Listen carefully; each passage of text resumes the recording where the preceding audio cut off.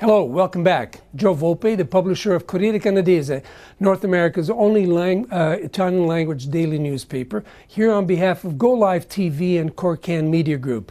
Today's theme is the early election saber-rattling, a non-sequitur. It's a non-starter. So we want to spend a few minutes on that because the Prime Minister's office, the PMO, is raising the flag, so to speak, to see if anyone salutes. Using several Ottawa-based members of the press gallery, the PMO is testing the acceptance of an early federal election. It would be a ridiculous proposal, 15 months ahead of a scheduled election call. Nonetheless, the theme, an empty one at that, of strengthening the government's hand with a renewed mandate from the people may strike some as appealing. It's anything but. The purpose, presumably, is to show President Trump, Premier Ford, the Saudis, and recalcitrant Europeans on the Comprehensive European Trade Agreement, the CETA, that Prime Minister Trudeau has the full backing and confidence of the Canadian people. It's unnecessary. He has it, unless some doubts have been expressed by adversaries. If so, why draw attention to Canada's weak and dependent position on continental trade with its partners in North America? The President of the United States would not appear to care a tinker's damn about Canadian concerns. In fact, he is aggressively dismissive and downright rude towards a fellow international statesman, our Prime Minister.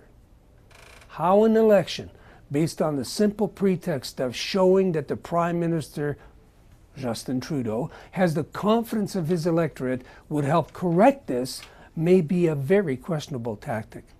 At the very least, it would invite interference by Trump to weaken his standing.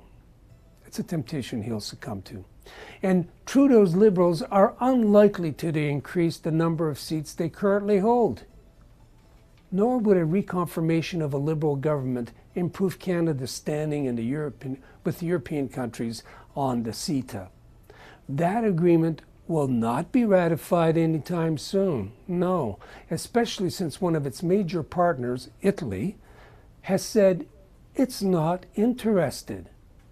Trade between the two countries has been on a slow but downward slide since 2015. Besides, Europeans are increasingly consumed by events emanating from the greater Middle East, North Africa, and Russia. Saudi Arabia has just thumbed its nose at Canada. India's government similarly indicated a diplomatic snub at the Prime Minister's disastrous India visit. Domestically, the Prime Minister is facing mounting pressures from Aboriginal communities, governments in Western Canada, downright hostility from Conservative government at Queen's Park, and, you betcha, predictable antagonism from Quebec's soon-to-be new government.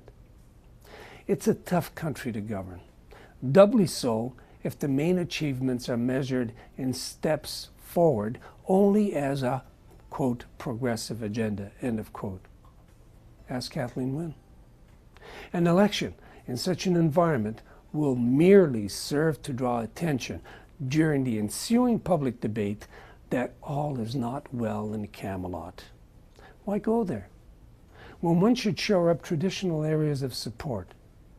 Unless these two are shrinking. To its credit, PMO had the Prime Minister come forward and say, well, this is all going to be nonsense. We're not going to go to an early election. Hoping that that's true, this is Joe Volpe on behalf of Corriere Canadese, Go Live TV, and Corcan Media Group, inviting you to stay tuned for comments in Italian and in Portuguese. Thank you very much.